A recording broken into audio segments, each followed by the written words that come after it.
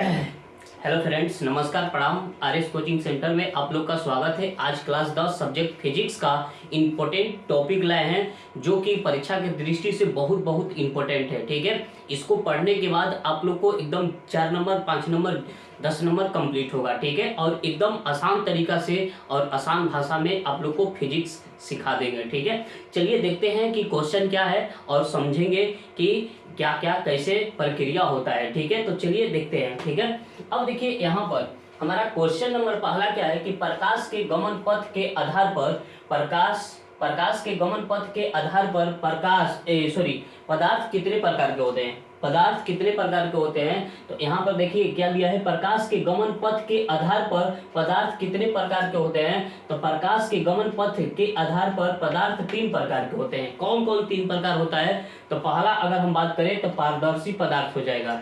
क्या होगा, पारदर्शी पदार्थ। और दूसरा का अगर हम बात करें तो अपारदर्शी पदार्थ होगा।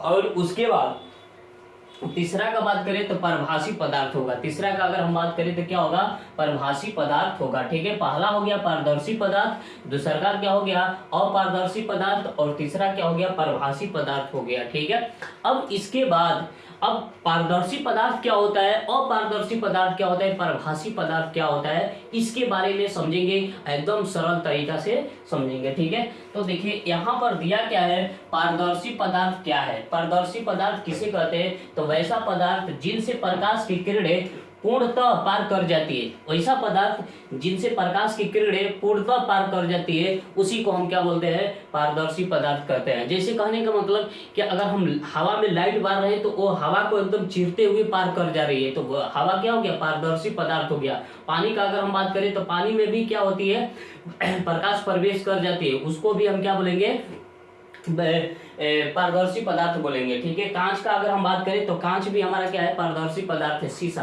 ठीक है, अगर शीशा में भी अगर हम प्रकाश भेजते हैं तो शीशा को क्या करती है, पार कर जाती है, एकदम पूर्ण रूप से क्या हो जाती है, पार हो जाती है। उसी को हम क्या बोलते हैं, पारदर्शी पदार्थ बोलते हैं। ठीक है, तो यहाँ पर लिखा है पारदर्शी पदार्थ वैसे पदार्थ जिनसे प्रकाश की किरणें पूर्णतः पार कर जाती है। पूर्णतः कहने का मतलब कि सारे प्रकाश की किरणें पार कर जाती है, उसे हम क्या कहते हैं, उसे पारदर्शी पदार्थ कहते हैं। जैसे कि हवा हो गया, पानी हो गया, कांच हो गया। ठीक है, हवा, पानी, कांच, ये क्या है, पारदर्शी पदार्थ होगा। ठीक है, चलिए अब देखते हैं अपारदर्शी पदार्थ। अपारदर्शी पदार्थ का कहने का मतलब कि जिनमें प्रकाश की किरणें पार नहीं कर पाएगी। जैसे कि लकड़ी हो गया, लकड़ी हो गया, लकड़ी पर अगर हम प्रकाश की किरणें भेज रहे हैं तो लकड़ी को पार नहीं कर पाएगी। जैसे कि ईंट हो गया, पत्थर हो गया, ये सब जो पदार्थ हैं, ये सब जो पदार्थ है वो कैसा पदार्थ है, अपारदर्शी पदार्थ है। क्यों, क्योंकि इसमें जो होता है प्रकाश की किरणें पार नहीं कर पाती हैं, तो वैसे चीज को हम क्या बोलते हैं, अपारदर्शी पदार्थ कहते हैं। जैसे कि वैसा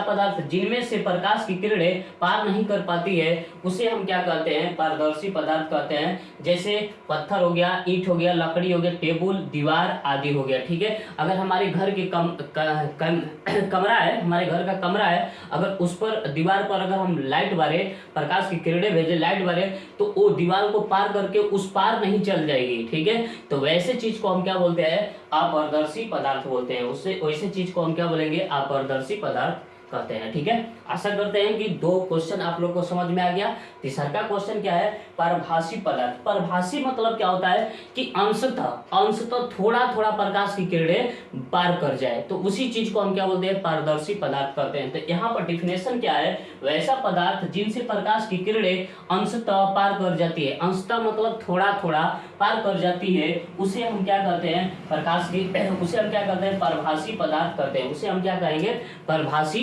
पदार्थ कहेंगे। परभाषी पदार्थ का एक दूसरा का नाम होता है अर्ध पारदर्शी।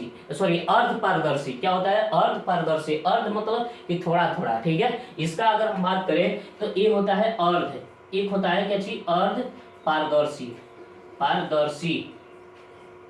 अर्ध पारदर्शी पदार्थ होता है, इसका दूसरा का नाम हो जाएगा। कहीं कहीं क्या लिखा होता है, परभाषी पदार्थ होता है, कहीं कहीं अपारदर्शी पदार्थ होता है। ठीक है, तो अपारदर्शी पदार्थ कहने का मतलब कि पूर्ण रूप से प्रकाश की किरणें नहीं पार करेगी, थोड़ा थोड़ा प्रकाश की किरणें पार करेगी, तो उसी को हम क्या बोलते हैं, पारदर्शी पदार्थ कहते हैं।